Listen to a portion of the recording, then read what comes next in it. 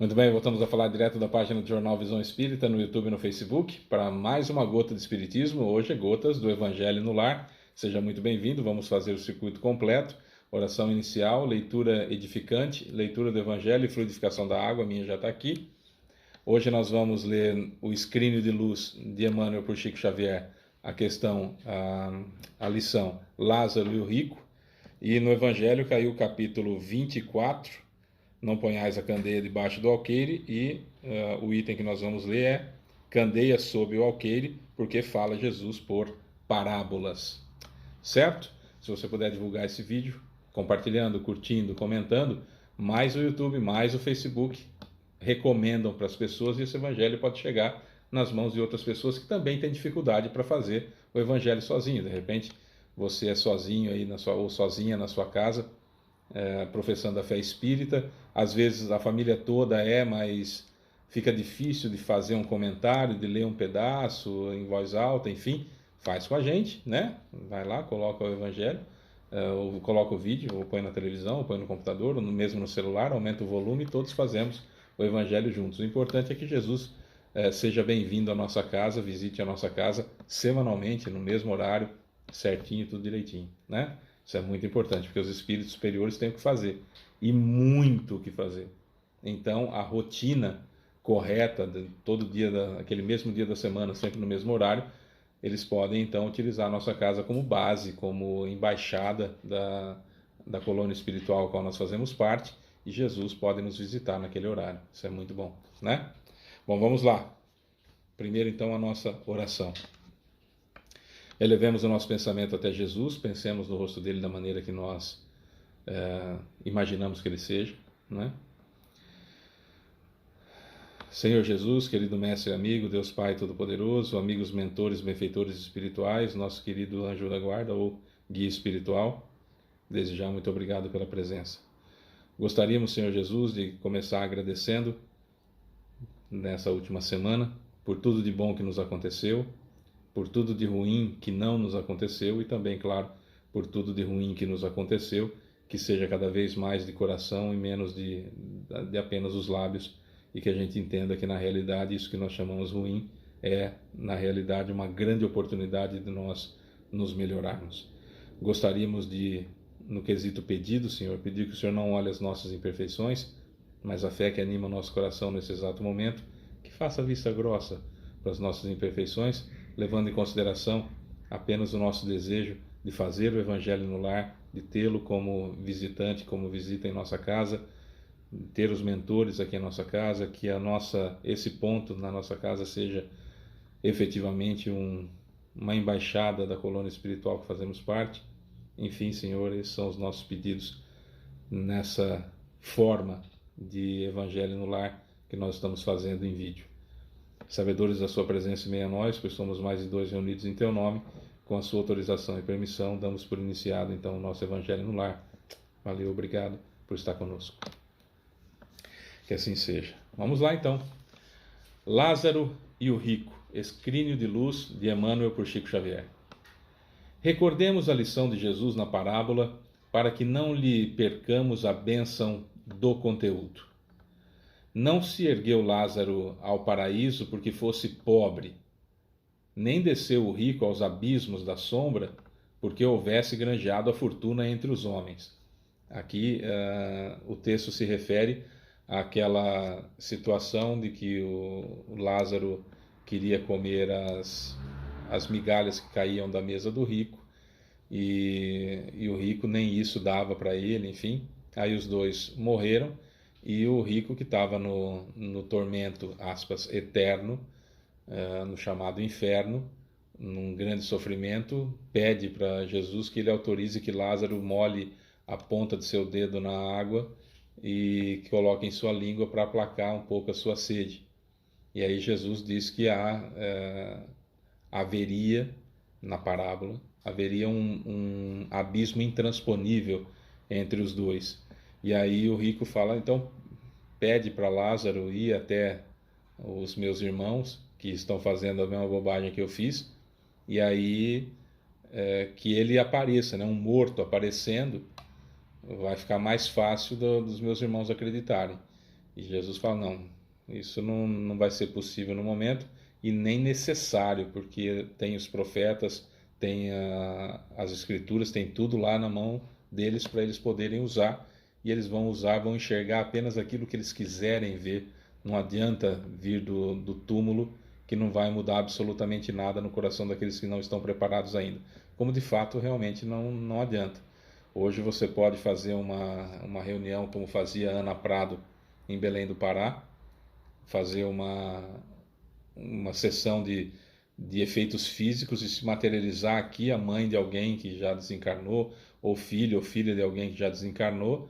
A pessoa vai tocar, vai sentir, vai conversar, vai ter certeza que é o parente que desencarnou, e saindo dali vai voltar a ter dúvida, vai voltar a não acreditar, vai achar que foi enganado, etc, etc, porque ainda não está maduro o suficiente para entender a realidade dos fatos, que é que a vida é uma só, a gente só troca de experiências carnais. Eu sempre estou vivo, estando encarnado ou não estando encarnado, eu sempre estou vivo, porque a vida é perene.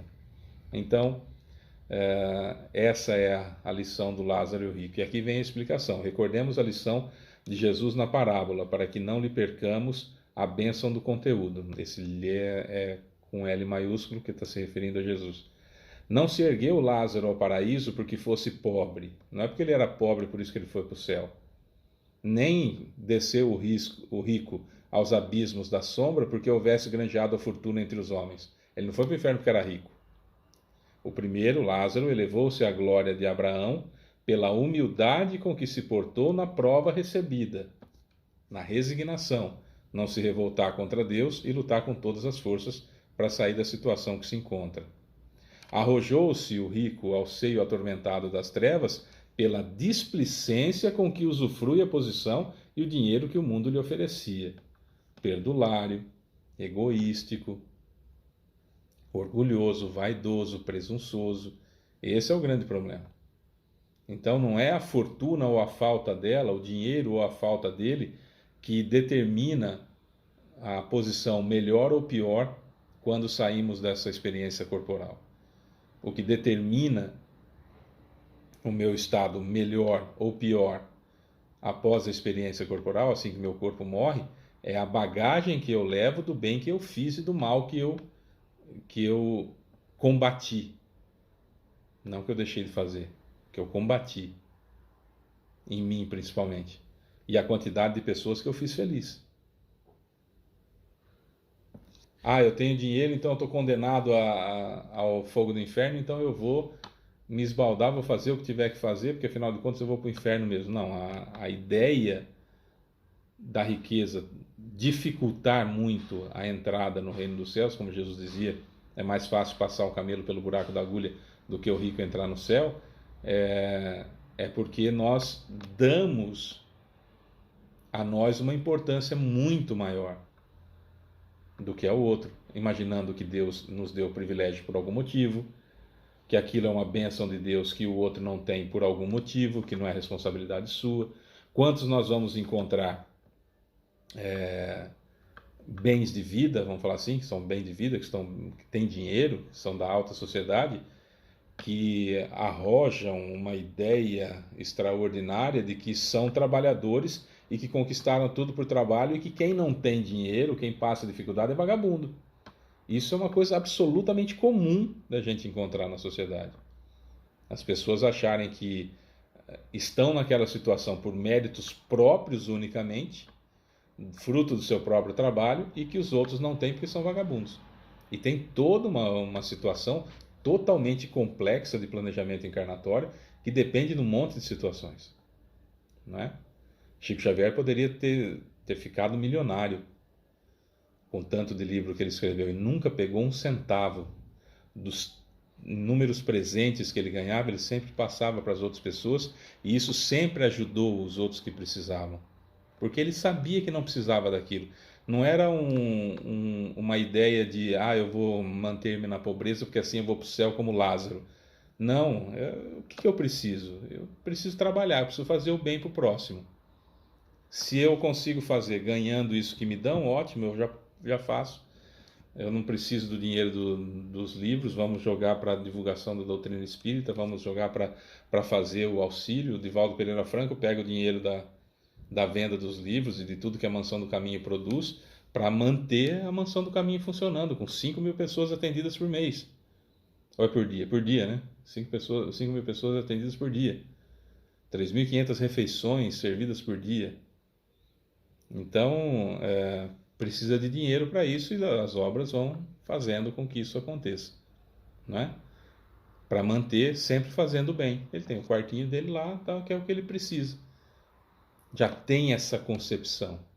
E a pessoa que vem com muito dinheiro, numa família com muito dinheiro, ele tem que fazer a roda da economia girar, que as pessoas tenham salários dignos, que as pessoas tenham dignidade para manterem o seu lar, e assim sucessivamente. A gente já falou sobre isso da utilidade providencial da fortuna. Então não é o dinheiro, a quantidade de dinheiro que se tem ou que não se tem que determina para onde que se vai. Muito, muito pelo contrário. A quantidade de dinheiro ou a falta dele mostra o tipo de prova pela qual o espírito tem que passar. Nada além disso. E tomara que, com muito ou com pouco dinheiro, que vençam as provas, é isso que a gente torce, não é? Enquanto o rico se trajava de linho e púrpura, exibia Lázaro as chagas que lhe envenenavam a carne, e enquanto o afortunado companheiro se banqueteava feliz, sem lembrar-se do irmão desditoso que lhe visitava a porta, conformava-se Lázaro sofredor com o espinheiro de angústia que as circunstâncias lhe impunham à sensibilidade, incapaz de amaldiçoar o vizinho gozador, indiferente e surdo aos seus rogos, aos seus pedidos. O problema do céu para Lázaro e da expiação para o rico é de simples atitude, induzindo-nos a meditar nas oportunidades de progresso e sublimação que o Senhor nos confere, para que o tempo amanhã não se encontre categorizados às condições de réus em nós mesmos. Não nos esqueçamos ainda de que os dois, o rico e o Lázaro, embora separados por desfiladeiros intransponíveis, como diz na parábola, na alegria celeste e no sofrimento infernal, podiam comunicar-se entre si, entendendo-se um com o outro. Não esqueças, não ouvides que, na abundância ou na carência, na mordomia ou na subalternidade, sempre somos depositários da confiança de Deus e que somente a nossa atitude para com a vida, cultivando o bem onde estivermos, determinará a nossa ascensão à luz e o nosso definitivo afastamento do mal. Hoje, nós estamos gravando esse vídeo em 2023. Hoje a gente vê pessoas que nós consideramos sem um mínimo de... Não vou usar nenhum adjetivo, vou mudar a forma de falar. Nós vemos pessoas hoje que a gente não entende como estão milionários. A gente fala, mas que talento que tem? Que capacidade que tem? Principalmente no que diz respeito a redes sociais, né? Influenciadores que ficam ali mostrando partes do corpo, e estão milionários, assim, saíram de nada para mansões gigantescas de milhões e milhões de reais. E a gente fala, mas como isso? Onde que está a prova dessas pessoas? Aí, na riqueza. Aí, na riqueza. Mas não tem talento nenhum. A gente vê um cantor aí que até tem talento. Não, mas também é injustificável. Se nós olharmos só essa encarnação, se nós não entendermos como prova. Quantos cantores que a gente vê que não tinham o que comer e de repente hoje são milionários com dinheiro incontável até. Nós pegarmos o dono da Amazon, por exemplo, há 10 anos, vendeu tudo que tinha para começar e saiu do emprego que ele tinha, relativamente bom, com bom salário, para criar a Amazon e vender livros. E hoje é um dos homens mais ricos do mundo, que é o Jeff Bezos. Não é? Mark Zuckerberg, do Facebook, dono do Facebook, um dos homens mais ricos do mundo. Bill Gates, um dos homens mais ricos do mundo. Então estamos falando de pessoas que não tinham nada, né? E de repente estão milionários. Estão em prova. Têm capacidade para gerir a riqueza sem que estejam condenados efetivamente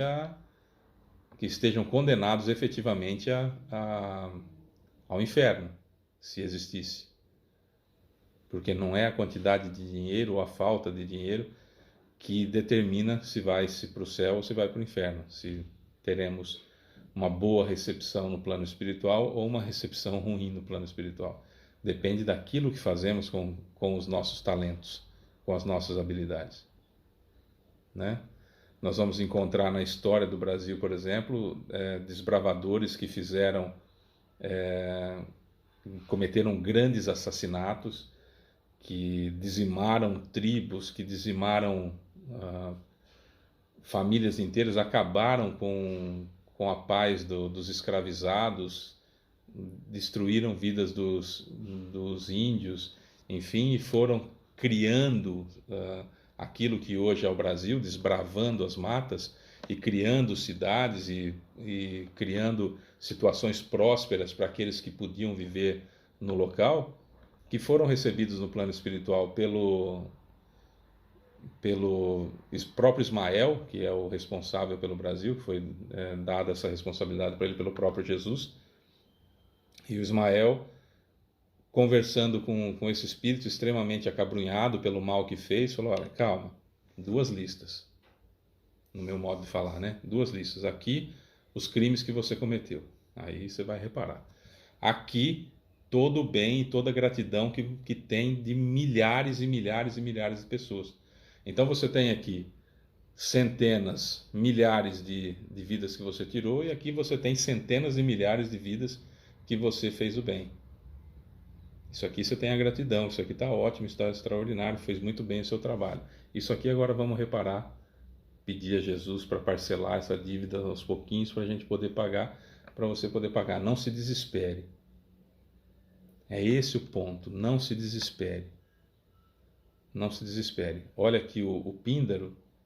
Píndaro era um escritor lírico da Grécia, viveu 500 anos antes de Cristo, até foi contemporâneo de Sócrates, mas vivendo em lados opostos, e ele escrevia alguns poemas chamadas píticas, e essas píticas eram normalmente para homenagear os vencedores dos Jogos Olímpicos, Jogos Píticos, enfim, que tinha naquela época. E ele era um grande escritor. E tem uma frase que foi colocada aqui no livro Esquilínio de Luz, do Píndaro, que é muito interessante. Quando a abundância nos descobre o seu belo rosto, é precisamente quando a tormenta começa a formar-se sobre a nossa cabeça. Olha lá. Quando a abundância nos descobre o seu belo rosto, é precisamente quando a tormenta começa a formar-se sobre a nossa cabeça. E nós precisamos, então, quando a abundância sorri para a gente, nós precisamos aproveitar para comprar guarda-chuvas, comprar capas, comprar mantimentos e comprar situações, condições, criarmos condições para enfrentar a tormenta que se avizinha. Tormenta, tempestade, enfim, né? Guardando aí a parte lírica bonita. Quando a abundância aparece para a gente, é hora de pensar que vem aí uma tempestade. E precisamos nos preparar, né? No momento de abundância não é só gozarmos a abundância. No momento da abundância é nos preparar para a tormenta que vem aí. Que mesmo que não seja nossa, mas aqueles ao nosso redor que nós podemos ajudar. Esse é um ponto extremamente crucial. Toda vez que a abundância nos sorri, nós devemos analisar como fazer ela frutificar para alguém além de nós. Nós temos o direito também, claro, já que está sorrindo para nós, mas alguém além de nós. E fugirmos, sairmos, evitarmos o egoísmo, né, nosso, e o egoísmo de família. Precisamos lutar contra isso. as letras do Evangelho, os ensinamentos de Jesus e principalmente o Espiritismo, são a luz no nosso caminho para que a gente não tropece nessas pedrinhas da vaidade, pedrinha do egoísmo, pedrinha do orgulho, porque as grandes pedras a gente consegue ver, agora as pedrinhas é que a gente tropeça nelas. Mas com a luz que o Espiritismo nos traz, dá para enxergar tudo isso, não importa a quantidade de dinheiro que nós tenhamos na conta. Dá para fazermos o certo, independentemente do saldo bancário, né? Capítulo 24, não ponhais a candeia debaixo do alqueire. O item é candeia sob o alqueire, porque Jesus fala por parábolas. Estamos com Mateus, Lucas e Mateus. Ninguém acende uma candeia, uma lamparina, uma luz, uma lâmpada, para pô-la debaixo do alqueire. Põe-na, ao contrário, sobre o candeeiro, um lustre, a fim de que ilumine a todos os que estão na casa. Ninguém há, agora em Lucas, ninguém há, depois de ter acendido uma candeia, a cubra com um vaso, ou a ponha debaixo da cama. Põe-na sobre o candeeiro, a fim de que os que entrem vejam a luz. Pois nada há secreto que não haja de ser descoberto, nem nada oculto que não haja de ser conhecido e de aparecer publicamente. Voltamos a Mateus, agora capítulo 13, versículos 10 a 15. Aproximando-se, disseram-lhe os discípulos: por que o Senhor fala a eles por parábolas? Respondeu-lhes Jesus: é porque a vocês foi dado conhecer os mistérios do reino dos céus, mas a eles isso não lhes foi dado. Porque àquele que já tem, mais se lhe dará, e ele ficará na abundância. Àquele, entretanto, que não tem, mesmo o que tem, se lhe tirará. Falo-lhes por parábolas, porque vendo não veem, e ouvindo não escutam e não compreendem. E neles se cumprirá a profecia de Isaías, que diz: ouvireis com os vossos ouvidos e não escutareis, olhareis com os vossos olhos e não vereis. Porque o coração desse povo se tornou pesado, e seus ouvidos se tornaram surdos, e fecharam os olhos, para que seus olhos não vejam e seus ouvidos não ouçam, para que seu coração não compreenda e para que, tendo-se convertido, eu não os cure. Olha, há um trabalho do Otávio Paz que comenta na dificuldade que os nativos das Américas tiveram para interpretar os barcos dos, aspas, descobridores. Não tinham cognição para isso. Embora estivessem olhando os barcos, o cérebro não conseguia fazer uma sinapse, não tinha uma comparação, não tinha um aprendizado acerca daquilo para entender o que era aquilo. Então, viam, mas não enxergavam. O cérebro não lhes registrava aquela situação. Isso é muito comum. Isso é muito comum. A criança, ela vê um monte de coisas e não faz ideia do que seja. Então, dá para a gente analisar isso com as crianças, por exemplo, que veem as coisas, mas não compreendem, não sabem para que serve. Então, enxergam, veem, mas não enxergam. Né? Não veem perigo, por exemplo. Uma criança, se você der uma tesoura na mão dela, ela corre com aquela tesoura sem pestanejar. Ela corre porque para ela não consegue entender que ela pode se desequilibrar, cair e aquilo entrar no seu corpo e matá-la. Ela não tem essa ideia do que é a morte, do que acontece. Né? Do machucado, enfim. Só para a gente fazer uma comparação simples. Muitos de nós, quando ouvimos aquilo que Jesus nos dizia, ou que nos diz hoje, aquilo que o Espiritismo nos fala, parece que entra por um ouvido e sai pelo outro. Né?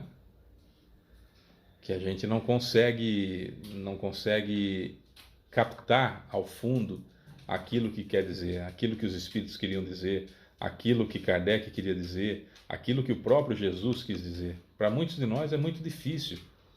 Inclusive, por exemplo, quando Jesus fala, se alguém te bater na face direita, oferece a esquerda. A gente entende o que isso significa, a gente compreende as palavras, mas muitos de nós não compreendemos ainda por que eu tenho que fazer isso. Por que eu não tenho que revidar? Por que eu tenho que sentir a dor do tapa, a humilhação do tapa e tudo que isso significa e não reagir? Por que isso vem? Eu não consigo concatenar. Se nós não conseguimos entender isso, é porque ainda nos falta informações no cérebro, nos falta maturidade. Ainda somos mais infantis, espiritualmente falando, nessa comparação com a criança que eu dizia, ou mais atrasados, mais simplórios, como nessa comparação que eu dizia com os nativos das Américas, que viam, mas não enxergavam. É esse tipo de situação que muitas vezes a gente não entende. Então, quando Jesus vinha e falava tudo o que ele falava, quando ele agia como ele agiu, ele tomou um tapa gigantesco no rosto do centurião e ele levantou e falou: por que você me bate? Estava ali à disposição a outra face. Se eu estou falando mentira, me mostre onde está a mentira para que eu me corrija. Se eu falo a verdade, por que me bate? Ele fez isso. Com o tanto de conhecimento que ele tem, e com tudo que tem na Terra foi ele que fez, com o pensamento dele, desagregaria toda a matéria do corpo físico do centurião, que ia desmanchar na frente dele. Imagina o tanto de dores que ele poderia causar no centurião, que deu um tapa no rosto dele, só pelo conhecimento dos mecanismos do cérebro. Era só olhar e fazer o sujeito sentir dores incomensuráveis e começar a rolar para o chão. Ele sabe o que fazer, foi ele que fez. Percebe? Mas olha, não é assim que age dessa forma. Seja austero, seja firme e duro. Então, toda vez que nós recebemos a lição do Cristo, que nós recebemos as informações de como ele agiu, de como ele age, de como ele faz, e não conseguimos entender por que eu devo agir daquela forma, eu claramente sou criança espiritual e preciso crescer. Ou sou simplório e não tenho comparações ainda na minha cabeça para poder entender. Então preciso estudar. Por isso que o primeiro mandamento do Espiritismo é: espíritas, amai-vos. E o segundo é: instruí-vos. Espíritas, se amem. Espíritas, estudem. Esse é o ponto. Então estude. Estude. Qual é a importância de você saber tudo que tem na internet acerca da vida das celebridades? Por exemplo, recentemente eu vi alguma coisa do Criança Esperança, que estava lá, nós estamos em 2023 gravando esse vídeo, estava lá a Angélica, Xuxa e a Eliana, estavam juntas no Criança Esperança.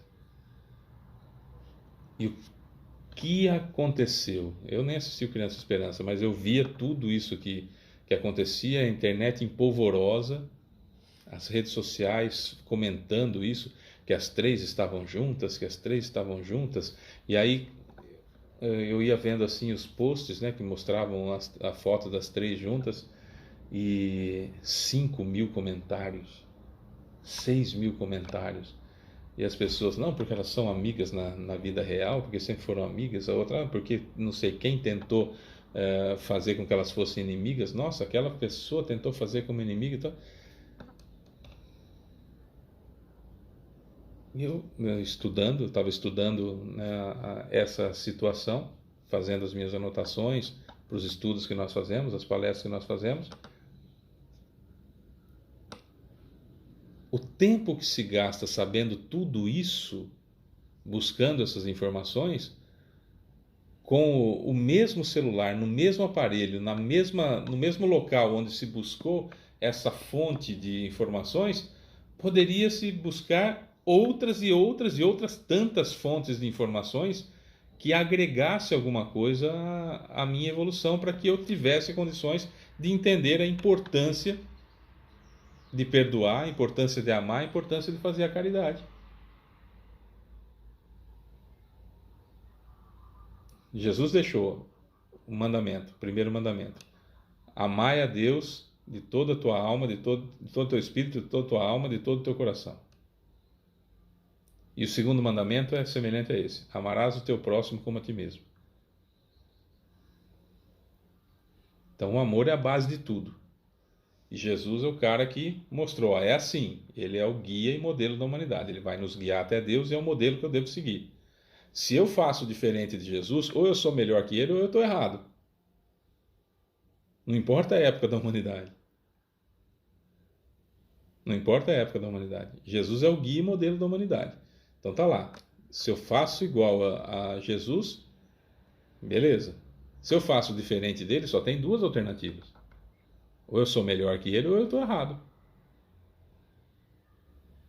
O orgulho vai me doer uma barbaridade, a vaidade vai me doer uma barbaridade nesse momento, quando eu faço diferente dele, vou querer justificar.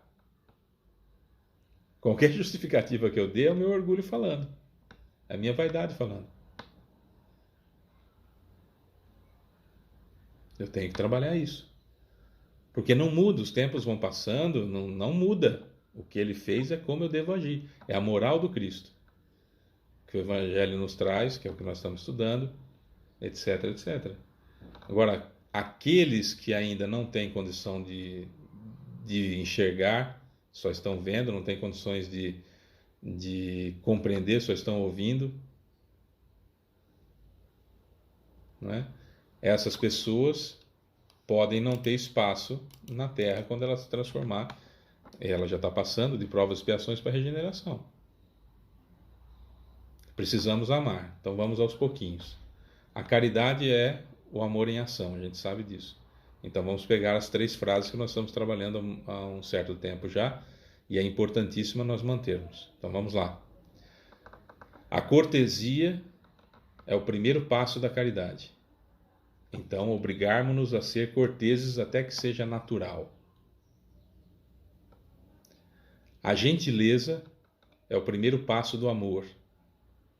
Então vamos nos obrigar a ser gentis até que isso seja natural. Não revidar, não se vingar, é o primeiro passo do perdão. Então vamos nos obrigar a não revidar, vamos nos obrigar a não nos vingar, até que isso seja natural. É assim que se evolui. Um passo de cada vez. O primeiro passo da caridade é cortesia. O primeiro passo do amor é gentileza. O primeiro passo do perdão é não vingar-se, não revidar. Está em nossas mãos. Não é a quantidade de dinheiro que eu tenho ou a falta de dinheiro que vai fazer com que seja mais fácil ou mais difícil eu dar esses 3 primeiros passos. Não entender aquilo que Jesus falou mostra que eu preciso amadurecer ou que eu preciso crescer. Buscar essa luz que o Espiritismo coloca no candeeiro, que o Espiritismo coloca no lustre, que o Espiritismo coloca no alto para iluminar todos aqueles que queiram. Busque, corra atrás, gaste o seu tempo com algo edificante. A vida dos outros é gostoso de ver, falar mal dos outros é mais gostoso ainda.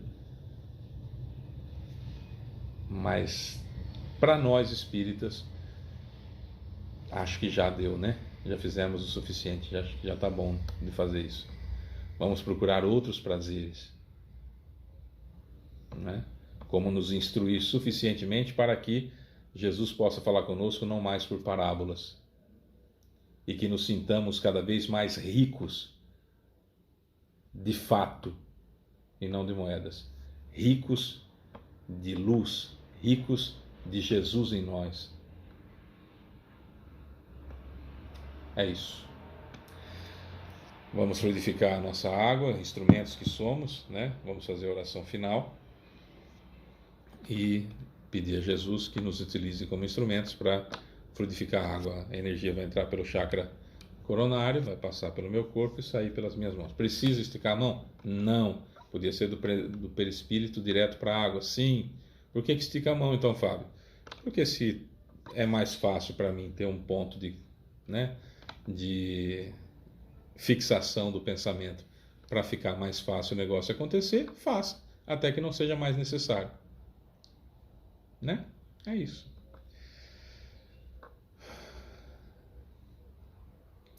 Senhor Jesus, querido mestre e amigo, Deus Pai Todo-Poderoso, amigos benfeitores espirituais, nosso guia espiritual, muito obrigado. Muito obrigado, Senhor Jesus e queridos amigos, pela visita. Muito obrigado, Senhor Jesus, pela oportunidade de tê-lo conosco, pela higienização do ambiente e por tudo de bom que o Senhor nos dá a todo momento. Muito obrigado pelas lições benditas e muito obrigado por ser o nosso guia, por ser o nosso modelo.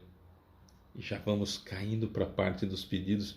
Ajuda a gente a conseguir entender o mais rapidamente possível que o Senhor é o modelo, que o Senhor é o guia, para que a gente possa copiá-lo, né, o mais rapidamente possível e seguir o Senhor o mais rapidamente possível. Pedimos, Senhor Jesus, que o Senhor, nesse momento aqui da fluidificação da água, no quesito pedido, está mais cumprido do que os agradecimentos. Que nesse momento aqui o Senhor não olhe as nossas imperfeições, mas a fé no nosso coração e que nos utilize como instrumentos para a fluidificação da água. Nós vamos, inclusive, como é um vídeo para todos, como o Senhor sabe, nós vamos, cada um de nós agora, pensar em quem a gente gostaria que fosse atendido pela fluidificação dessa água, de modo que os ingredientes possam ser para essas pessoas, então, Senhor.